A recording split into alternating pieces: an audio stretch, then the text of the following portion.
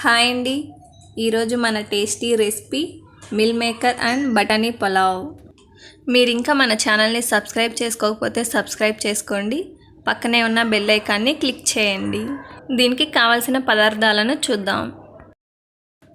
Meal maker, వీటిని వేడి నీటిలో ఒక 5 నిమిషాలు ఉంచి తర్వాత పిండేసి వాటిని పక్కన తీసుకోవాలి. గ్రీన్ పీస్, గరం మసాలా, ధనియాల పొడి, హాఫ్ అన్ అవర్ నానబెట్టుకున్న బియ్యం, సాల్టు, కొత్తిమీర, 1 పెద్ద ఆనియన్, 2 బిర్యానీ ఆకులు, కొంచెం దాల్చిన చెక్క, 4 లవంగాలు, 2 స్టార్ పువ్వులు, పెద్దవి 2 టమోటాలు, ఒక 3 పచ్చిమిర్చి, చిన్న అల్లం ముక్క, 4 వెల్లుల్లి రెబ్బలు. వీటన్నిటిని మిక్సీ పట్టుకోవాలి. ఇప్పుడు ఒక కుక్కర్ గిన్నె పెట్టుకోవాలి. అందులో 2 టీ స్పూన్ల ఆయిల్, 1 టీ స్పూన్ నెయ్యి వేసుకోవాలి. నెయ్యి ఇష్టం లేని వాళ్ళు స్కిప్ చేసేయచ్చు. ఇప్పుడు 1 టీ స్పూన్ జీలకర్ర వేసుకోవాలి. అవి చిటపటలాడాక బిర్యానీ ఆకులు, చెక్క, లవంగాలు ఇవన్నీ వేసుకొని ఒకసారి కలుపుకోవాలి. తర్వాత ఉల్లిపాయ ముక్కలను కూడా వేసుకొని ఒకసారి కలుపుకోవాలి. అవి కలర్ చేంజ్ అయ్యాక ముందుగా మిక్సీ పట్టుకున్న టమాటా పేస్ట్ను కూడా వేసుకొని ఒకసారి కలుపుకోవాలి.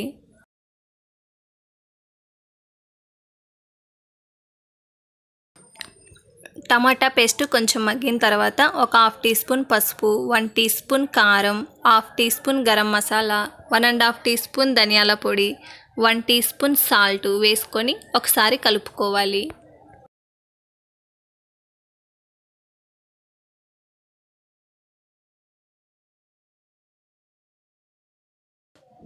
ఈ మసాలాలన్నీ 1 నిమిషం వేగిన తర్వాత బఠానీలు, మిల్ మేకర్ కూడా వేసుకొని ఒకసారి బాగా కలుపుకోవాలి.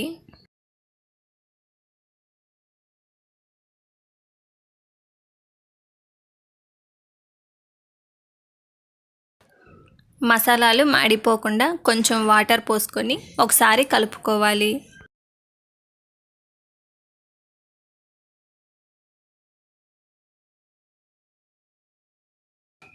ఇప్పుడు మూత పెట్టి ఒక 2 నిమిషాలు మగ్గనివ్వాలి.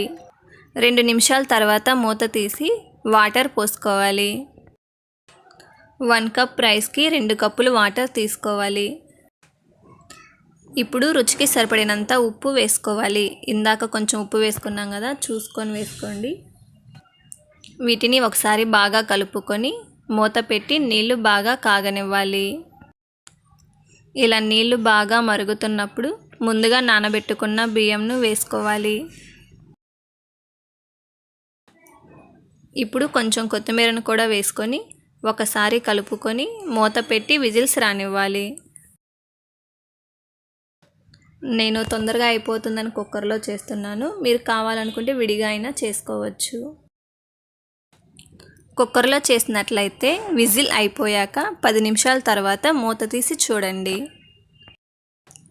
అంతే, చాలా సింపుల్గా మిల్ మేకర్ బఠానీ పులావ్ రెడీ అయిపోయింది.